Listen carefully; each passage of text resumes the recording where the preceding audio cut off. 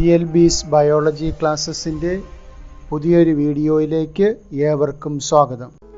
+2 സുവോളജിയിലെ molecular basis of inheritance എന്ന അധ്യായത്തിലെ 12ാമത്തെ ഭാഗം വീഡിയോ ആണിത്. ഈ വീഡിയോയിൽ ഡിസ്കസ് ചെയ്യുന്ന ടോപ്പിക്കുകൾ mutations and genetic code, tRNA the adapter molecule.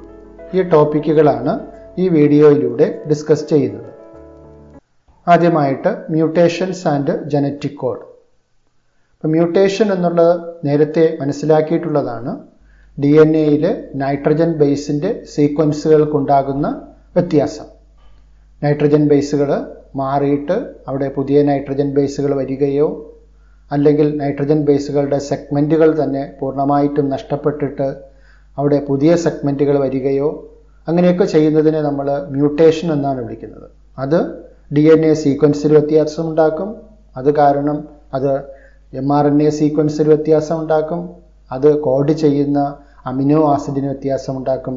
അത് കോഡ് ചെയ്യുന്ന പ്രോട്ടീനിന് വ്യത്യാസം ഉണ്ടാക്കും. അപ്പോൾ ആ രീതിയിൽ മ്യൂട്ടേഷൻസിനെ കുറിച്ച് നേരത്തെ മനസ്സിലാക്കിയിട്ടുണ്ട്.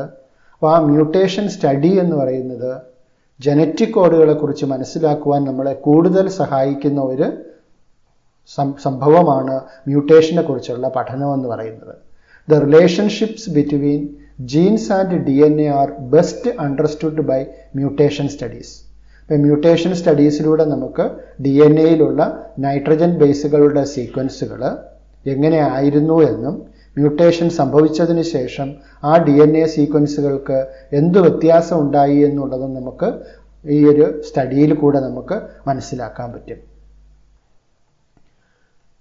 Mutation result in loss or gain of a gene and so a function. Already പറഞ്ഞതാണ്, മ്യൂട്ടേഷൻ്റെ ഫലമായിട്ട് ജീനിൻ്റെ ഒരു സെഗ്മെൻറ്റ് തന്നെ ചിലപ്പോൾ നഷ്ടപ്പെടാം, അല്ലെങ്കിൽ നൈട്രജൻ ബേസ് മാത്രമായിട്ട് നഷ്ടപ്പെടാം. എന്തായാലും loss or gain of a gene. അപ്പോൾ അത് നഷ്ടപ്പെടുമ്പോൾ സ്വാഭാവികമായിട്ടും ആ DNA സെഗ്മെൻറ്റിൻ്റെ ഫങ്ഷനിലും വ്യത്യാസം ഉണ്ടാകുന്നു. അല്ലെങ്കിൽ ആ ജീൻ കോഡ് ചെയ്യുന്ന പ്രോട്ടീൻ ഏതാണോ ആ പ്രോട്ടീനിന് അവിടെ വ്യത്യാസം ഉണ്ടാകുന്നു. A classical example of point mutation is a change of single base pair in the gene for beta globin chain that results in the change of amino acid residue glutamate to valine. ഇത് നമ്മൾ already പഠിച്ചതാണ്. Sickle cell anaemia എന്ന് പറയുന്ന disease പഠിച്ചതാണ്. Point mutation ഉള്ള ഒരു ക്ലാസിക്കലായിട്ടുള്ള ഒരു എക്സാമ്പിളാണ് സിക്കിൾ സെൽ അനീമിയ. ഇപ്പോൾ സിക്കിൾ സെൽ അനീമിയയിൽ സാധാരണ RBCയുടെ ഷേപ്പ് ആ ഒരു ബൈക്കോൺകേവ് ഷേപ്പിലിരിക്കുന്ന RBC എന്ത് ഷേപ്പിലേക്ക് മാറുന്നു? സിക്കിൾ ഷേപ്പിലേക്ക് മാറുന്നു എന്നുള്ളതാണ് സിക്കിൾ സെൽ അനീമിയയിൽ പറയുന്നത്. അപ്പോൾ ഈ ഒരു മാറ്റത്തിനുള്ള റീസൺ എന്ന് പറയുന്നത് ഹീമോഗ്ലോബിൻ്റെ 4 പോളിപെപ്റ്റൈഡ് ചെയിനുണ്ട്. 2 ആൽഫ ചെയിനും 2 ബീറ്റ ചെയിനുമാണ്. അപ്പോൾ അതിൽ ബീറ്റാ ഗ്ലോബിൻ ചെയിനിൽ ഉണ്ടാകുന്ന മാറ്റം, ആ മാറ്റത്തിൻ്റെ ഫലമായിട്ട് ഈ ബീറ്റാ ഗ്ലോബിൻ ചെയിനിൻ്റെ 3 ഡയമെൻഷണൽ കോൺഫിഗറേഷൻ നഷ്ടപ്പെടുകയും അത് RBCയുടെ ഷേപ്പ് സിക്കിൾ ഷേപ്പിലേക്ക് മാറുന്നതിന് കാരണമാവുകയും ചെയ്യുന്നു. ഇത് നമ്മൾ നേരത്തെ ഡിസ്കസ് ചെയ്തതാണ് സിക്കിൾ സെൽ അനീമിയയെക്കുറിച്ച്. അപ്പോൾ ഇതിന് നമുക്ക് ജനറ്റിക് കോഡുമായിട്ട് ഒന്നുകൂടെ റിലേറ്റ് ചെയ്തുകൊണ്ട് നമുക്കൊന്ന് ഡിസ്കസ് ചെയ്യാം. ഇപ്പോൾ ജനറ്റിക് കോഡുകളെ കുറിച്ച് നമ്മൾ മനസ്സിലാക്കി. ജനറ്റിക് കോഡ് എന്ന് പറയുന്നത് mRNA മോളിക്യൂളിൽ ഓരോ അമിനോ ആസിഡിനെയും സൂചിപ്പിക്കുന്ന നൈട്രജൻ ബേസുകൾ, ഒരു 3 നൈട്രജൻ ബേസുകൾ അടുത്തടുത്തിരിക്കുന്നതിനെയാണ് നമ്മളൊരു ജനറ്റിക് കോഡ് എന്നതുകൊണ്ട് വിശേഷിപ്പിക്കുന്നത്. അപ്പോൾ ഈ ഒരു പിക്ചറിൽ കാണുന്നത് നോർമലായിട്ടുള്ള ഹീമോഗ്ലോബിൻ ജീനും സിക്കിൾ സെൽ ഹീമോഗ്ലോബിൻ ജീനും തമ്മിലുള്ള ഒരു കമ്പാരിസണാണ്. അപ്പോൾ ഇവിടെ നമുക്ക് കാണാം നോർമലായിട്ടുള്ള ഹീമോഗ്ലോബിൻ്റെ ജീൻ എന്ന് പറയുന്നത് അതിൻ്റെ mRNA സീക്വൻസിൽ വാലൈൻ, ഹിസ്റ്റൈൻ, ലൂസൈൻ, ത്രയോണൈൻ, പ്രോലൈൻ, ഗ്ലൂട്ടാമിക് ആസിഡ്, ഇതാണ് ഇതിൻ്റെ ക്രമം. നോർമലായിട്ടുള്ള ഹീമോഗ്ലോബിൻ ചെയിനിൽ അമിനോ ആസിഡുകളുടെ ക്രമം ഇതാണ്. അപ്പോൾ ഇതിൽ എന്ത് മാറ്റമാണ് സിക്കിൾ സെൽ അനീമിയയിൽ വരിക? അവിടെ 6ാമത്തെ പൊസിഷനിലുള്ള ഗ്ലൂട്ടാമിക് ആസിഡിൻ്റെ സ്ഥാനത്ത് അവിടെ വാലൈൻ വരുന്നു. അപ്പോൾ ഈ ചേഞ്ച് എങ്ങനെ ഉണ്ടാകുന്നു എന്ന് നമുക്കൊന്നുകൂടെ ഒന്ന് ഡീറ്റെയിൽഡ് ആയിട്ട് നമുക്കൊന്ന് നോക്കാം. അപ്പോൾ ഇത് നോർമലായിട്ടുള്ള ഹീമോഗ്ലോബിൻ ജീൻ സിന്തസിസ് ചെയ്യുന്ന DNA-യുടെ ഒരു സെഗ്മെൻ്റാണ് ഇവിടെ കാണുന്നത്. അപ്പോൾ ഈ സെഗ്മെൻറ്റിൽ ഒന്നാമത്തെ അമിനോ ആസിഡ് എന്ന് പറയുന്നത് വാലൈൻ ആണ്. ആ വാലൈനെ കോഡ് ചെയ്യുന്ന ജീൻ നൈട്രജൻ ബേസിൻ്റെ സീക്വൻസ് എന്ന് പറയുന്നത് GUG ആണ്. വാലൈൻ്റെ ജനറ്റിക് കോഡാണ് GUG. ഇപ്പോൾ ഒന്നാമത്തെ കോഡോൺ GUG ആണ് ഇവിടെ കാണുക. ഇപ്പോൾ രണ്ടാമത്തെ കോഡോൺ ആണ് CAC ആണ്. ഇത് രണ്ടാമത്തെ കോഡോൺ ആണ് mRNA-യിൽ കാണുക. അപ്പോൾ mRNA-യിൽ രണ്ടാമത്തെ കോഡോൺ എന്തിനെ സൂചിപ്പിക്കുന്നു? ഹിസ്റ്റഡൈൻ എന്ന് പറയുന്ന അമിനോ ആസിഡിനെ സൂചിപ്പിക്കുന്നു. അടുത്ത് CUU എന്ന് പറയുന്ന കോഡോൺ ലൂസൈനെ സൂചിപ്പിക്കുന്നു. ACU ത്രയോണൈനെ സൂചിപ്പിക്കുന്നു. CCU പ്രോലൈനെ സൂചിപ്പിക്കുന്നു. GAG ഗ്ലൂട്ടാമിക് ആസിഡിനെ സൂചിപ്പിക്കുന്നു. GAG ഗ്ലൂട്ടാമിക് ആസിഡിനെ സൂചിപ്പിക്കുന്നു. അപ്പോൾ ഇവിടെ ഒരു നോർമലായിട്ടുള്ള ഒരു ഹീമോഗ്ലോബിൻ ജീൻ ഇരിക്കുന്നു. ആ ഒരു DNA സെഗ്മെൻറ്റിൽ നിന്നും ഉണ്ടാകുന്ന mRNA-യുടെ സീക്വൻസ് ആണ് ഈ സീക്വൻസ്. ഇത് നോർമലി ഉണ്ടാകേണ്ട സീക്വൻസ് ആണ് ഇത്. അപ്പോൾ ഈ സീക്വൻസിൽ എന്ത് വ്യത്യാസമാണ് ഇതിൽ വരിക? സിക്കിൾ സെൽ അനീമിയ വരുമ്പോൾ വരിക, ഇവിടെ ഈ ഒരു CTC എന്ന് പറയുന്ന DNA സെഗ്മെൻറ്റിലെ ആ ഒരു ജനറ്റിക് കോഡിൻ്റെ സീക്വൻസ്, അവിടെ ഈ T എന്ന് പറയുന്ന തൈമിൻ എന്ന് പറയുന്ന അമിനോ ആസിഡിൻ്റെ സ്ഥാനത്ത് അത് പോയിട്ട് അവിടെ അഡിനൈൻ വരുന്നു. ഇപ്പോൾ CTC എന്ന ക്രമത്തിലിരുന്ന ആ ഒരു നൈട്രജൻ ബേസിൻ്റെ സീക്വൻസ് എങ്ങനെ മാറി? CAC ആയിട്ട് മാറി. അപ്പോൾ ഇത് DNA സംബന്ധിച്ചിടത്തോളം ഈ 3'5' ഓറിയൻറ്റേഷനിലുള്ള സ്ട്രാൻഡാണ് ടെംപ്ലേറ്റ് സ്ട്രാൻഡ്. ഇത് കോഡിംഗ് സ്ട്രാൻഡാണ്. അത് നിങ്ങൾക്ക് ആൾറെഡി അറിയാവുന്നതാണ്. അപ്പോൾ ഇവിടെ മാറ്റം വന്നപ്പോഴത്തേക്കും കോഡിംഗ് സ്ട്രാൻഡിലും അതിൻ്റെ കോംപ്ലിമെൻ്ററി ബേസായി. നേരത്തെ ഇവിടെ അഡിനിനായിരുന്നു ഇരുന്നത്, ഇവിടെ തൈമിന് വന്നു. കാരണം ഇവിടെ അഡിനിൻ വന്നപ്പോൾ അതിൻ്റെ കോംപ്ലിമെൻ്ററി ബേസായിട്ടിവിടെ കോഡിംഗ് സ്ട്രാൻഡിൽ തൈമിൻ വന്നു. അപ്പോൾ എന്തായാലും നമുക്കറിയാം ടെംപ്ലേറ്റ് സ്ട്രാൻഡിനെ ബേസ് ചെയ്തിട്ടാണ് mRNA സിന്തസിസ് നടക്കുക. mRNA സിന്തസിസ് നടക്കുമ്പോഴത്തേക്കും ഇതിൻ്റെ കോംപ്ലിമെൻ്ററി ബേസ് ആയിരിക്കും RNA-യിൽ ഉണ്ടാവുക. അപ്പോൾ സിയുടെ കോംപ്ലിമെൻ്ററി ബേസാണ് G, എയുടെ കോംപ്ലിമെൻ്ററി ബേസാണ് U. ഇപ്പോൾ തൈമിനാണ് ഇവിടെ വരുന്നത്. RNA ആകുമ്പോൾ തൈമിൻ്റെ സ്ഥാനത്ത് ആര് വരുന്നു? യുറാസിൽ വരുന്നു. ഇവിടെ C ആണ്. സിയുടെ കോംപ്ലിമെൻ്ററി ബേസാണ് G. അപ്പോൾ ഇവിടെ ജനറ്റിക് കോഡ് എങ്ങനെ മാറി? GAG എന്ന് നേരത്തെ കറക്റ്റ് കോഡോൺ ഇരുന്ന സ്ഥലത്ത് GUG എന്നുള്ള രീതിയിലേക്ക് ആ ജനറ്റിക് കോഡ് മാറ്റം സംഭവിച്ചു. GAG എന്ന് പറയുന്ന ജനറ്റിക് കോഡ് ചെയ്തിരുന്നത് ഗ്ലൂട്ടാമിക് ആസിഡിനായിരുന്നു. എന്നാൽ GUG കോഡ് ചെയ്യുന്നത് എന്തിനായിരുന്നു? ഇവിടെ കാണാൻ നമുക്ക് വാലൈനെയാണ് കോഡ് ചെയ്തിരുന്നത്. അപ്പോൾ ഇവിടെ ഗ്ലൂട്ടാമിക് ആസിഡ് ഇരിക്കേണ്ട സ്ഥാനത്ത് വാലൈൻ വന്നു. അത് വന്നപ്പോഴത്തേക്കും എന്ത് വ്യത്യാസം ഉണ്ടായി? ഈ ഒരു 3 ഡയമെൻഷണൽ കോൺഫിഗറേഷൻ ഹീമോഗ്ലോബിൻ മോളിക്യൂളിന് നഷ്ടപ്പെടുകയും അതിൻ്റെ ഈ ബൈകോൺകേവ് ഷേപ്പ് അത് കാരണം മാറുകയും സിക്കിൾ ഷേപ്പിലേക്ക് മാറുകയും ചെയ്തു. അപ്പോൾ സിക്കിൾ സെൽ RBC വേഗം ഡിസ്ട്രക്ട് ചെയ്യപ്പെടുകയും ആൾ അനീമിക്കായിട്ട് മാറുകയും ചെയ്തു എന്നുള്ളതാണ് ആ ഡിസീസിൻ്റെ പ്രത്യേകത. അപ്പോൾ ഈ ഒരു രീതിയിൽ ജനറ്റിക് കോഡുകൾക്കുണ്ടാകുന്ന മാറ്റത്തിന് പോയിന്റ് മ്യൂട്ടേഷന് ഒരു ബെസ്റ്റ് എക്സാമ്പിളായിട്ടാണ് നമുക്ക് ഈ സിക്കിൾ സെൽ അനീമിയ ഡിസീസിനെ കുറിച്ച് മനസ്സിലാക്കാവുന്നത്. ഇനി ഈ പോയിന്റ് മ്യൂട്ടേഷൻ നമുക്കൊരു സിമ്പിൾ എക്സാമ്പിളിൽ കൂടെ ഒന്നുകൂടെ നമുക്കൊന്ന് എക്സ്പ്ലെയിൻ ചെയ്യാം. Point mutation due to the insertion of a single nitrogen base.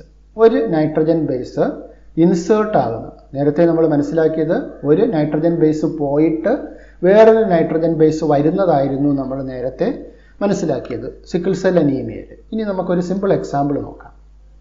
അപ്പോൾ ഇതൊരു mRNA സെഗ്മെൻ്റ് ആണെന്ന് വിചാരിക്കുക. ഈ mRNA സെഗ്മെൻറ്റിൽ നൈട്രജൻ ബേസുകളുടെ സ്ഥാനത്ത് ഇവിടെ ഒരു മീനിങ് വേർഡ്സ് ഇവിടെ കൊടുത്തിരിക്കുന്നു. Ram has A red cap. അപ്പോൾ ഇതിൽ ഓരോ 3 ലെറ്റേഴ്സും ഓരോ ജനറ്റിക് കോഡിനെ സൂചിപ്പിക്കുന്നു. അപ്പോൾ റാം എന്ന് പറയുന്നത് ഒരു ജനറ്റിക് കോഡാണ്, ഹാസ് എന്ന് പറയുന്നത് മറ്റൊരു ജനറ്റിക് കോഡ്, റെഡ് ഒന്ന്, ക്യാപ്പ് ഒന്ന്. ഈ രീതിയിൽ ഓരോ 3 ലെറ്റേഴ്സും ഓരോ ജനറ്റിക് കോഡിനെ സൂചിപ്പിക്കുന്നു. ഇവിടെ അഡിനൈൻ, ഗ്വാനൈൻ, തൈമിൻ, സൈറ്റോസിൻ എന്ന് പറയുന്നതിന് പകരം കുറച്ചുകൂടെ മനസ്സിലാക്കാൻ എളുപ്പത്തിൽ അതിനെ റീപ്ലേസ് ചെയ്തുകൊണ്ട് ഈ ലെറ്റേഴ്സ് കൊടുത്തിരിക്കുന്നു എന്നുള്ള വ്യത്യാസം മാത്രമേ ഉള്ളൂ. അപ്പോൾ ഇത് ഓരോന്നും ഓരോ മീനിങ് ഫുൾ കോഡോൺസ് ആണ്.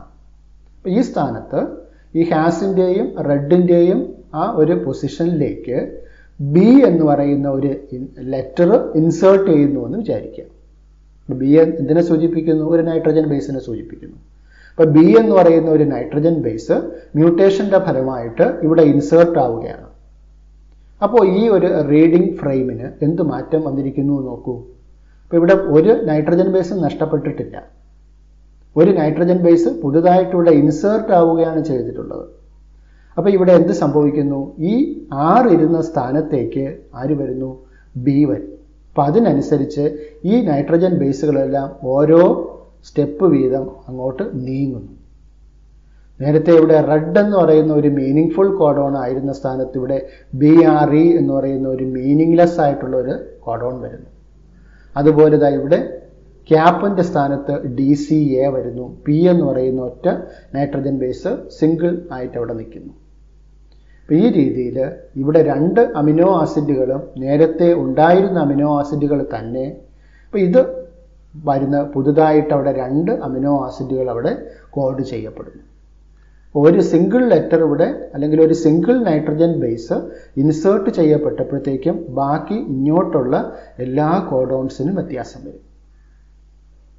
ഇനി ഒരു 2 നൈട്രജൻ ബേസ് ഇൻസേർട്ട് ആകുന്നു എന്ന് വിചാരിക്കാം. Point mutations due to the insertion of 2 nitrogen bases. 2 nitrogen base insert ആകുമ്പോൾ എന്ത് മാറ്റമാണ് ഉണ്ടാകുന്നത് നോക്കാം. ഇപ്പോൾ നേരത്തെ ബി ആയിരുന്നു insert ചെയ്യപ്പെട്ടിരുന്നത്.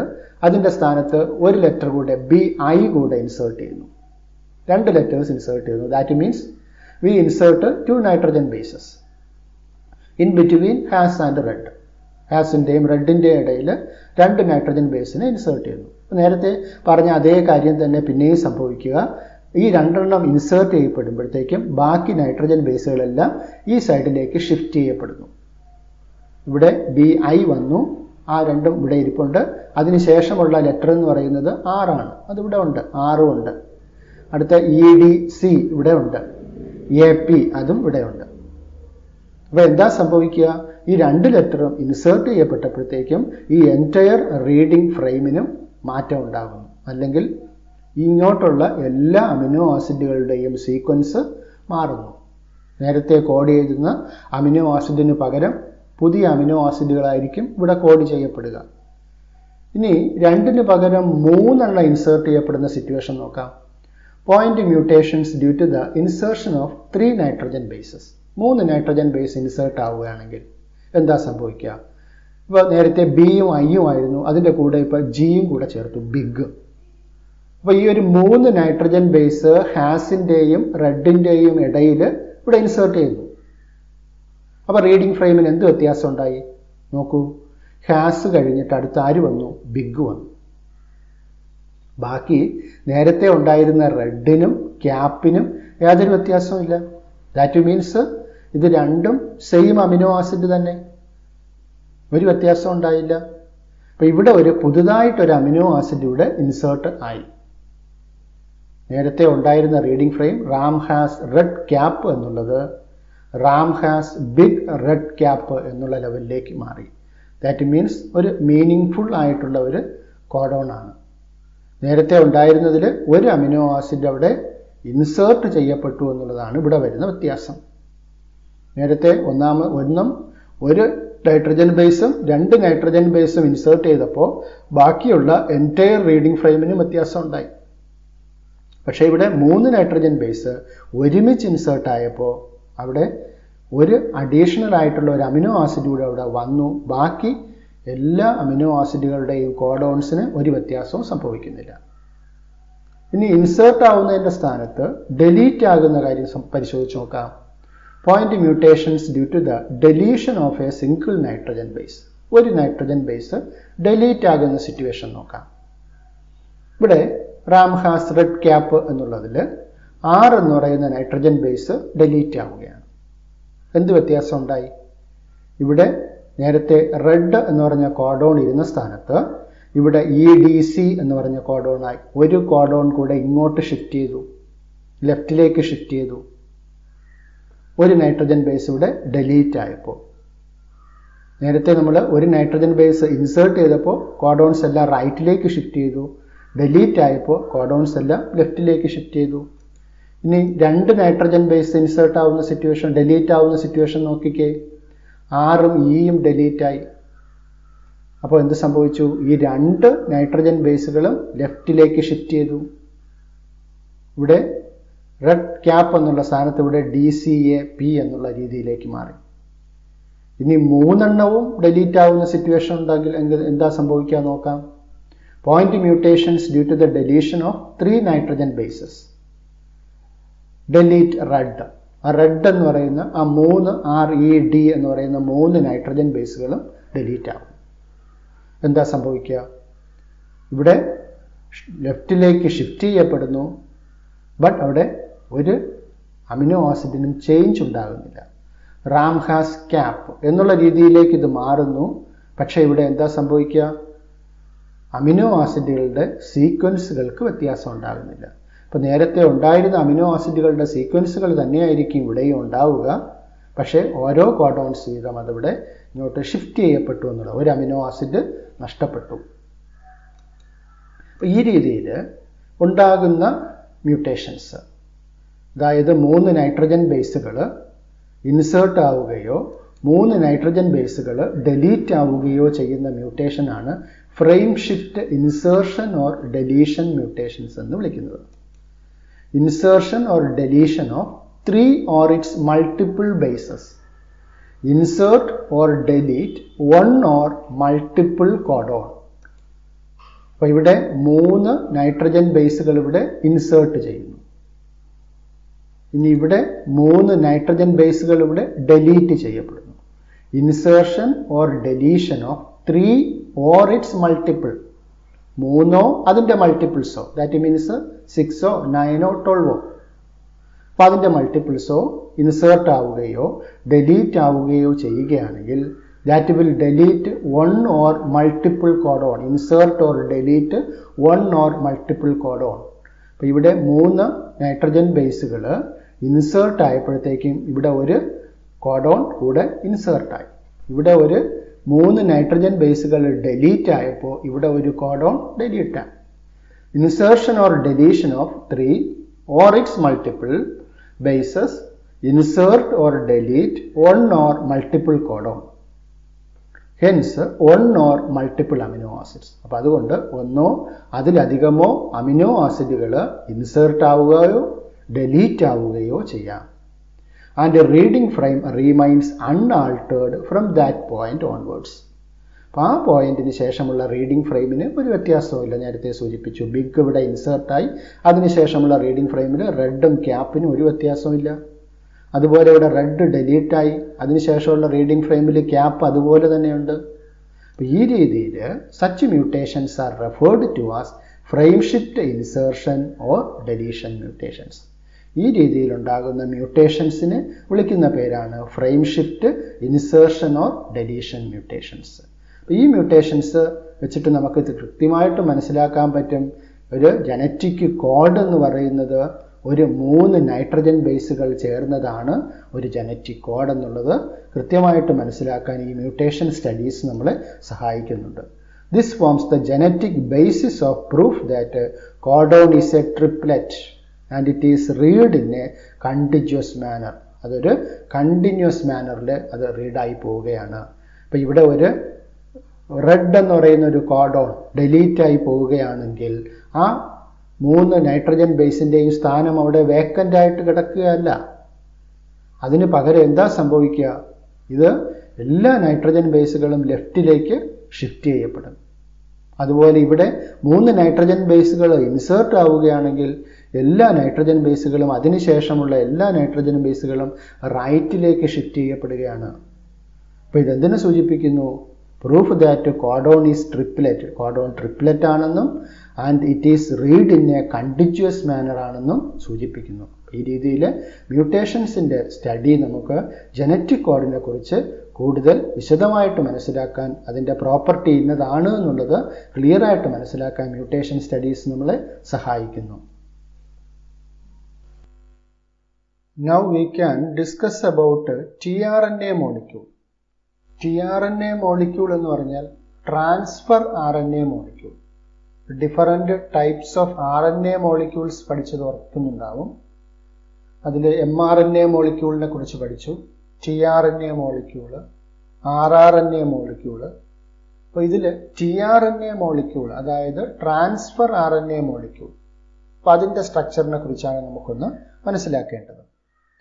The secondary structure of tRNA looks like a clover leaf.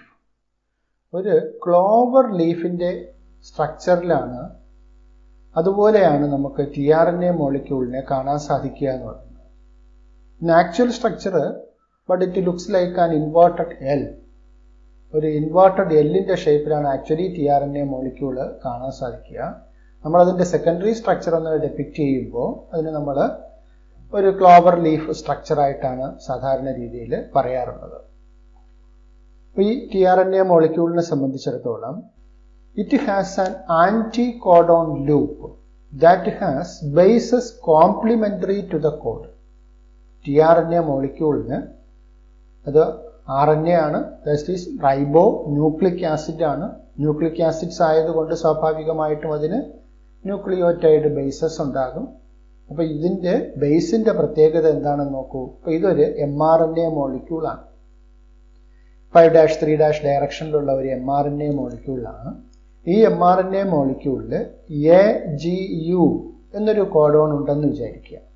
എങ്കിൽ അതിന് കോംപ്ലിമെൻ്ററി ആയിട്ടുള്ള tRNA മോളിക്യൂൾ എന്ന് പറയുന്നത്, അതിന് നൈട്രജൻ ബേസിൻ്റെ സീക്വൻസ് എന്ന് പറയുന്നത് എയുടെ കോംപ്ലിമെൻ്ററി ആണ് U, ജിയുടേത് C ആണ്, യുവിൻ്റെത് A ആണ്.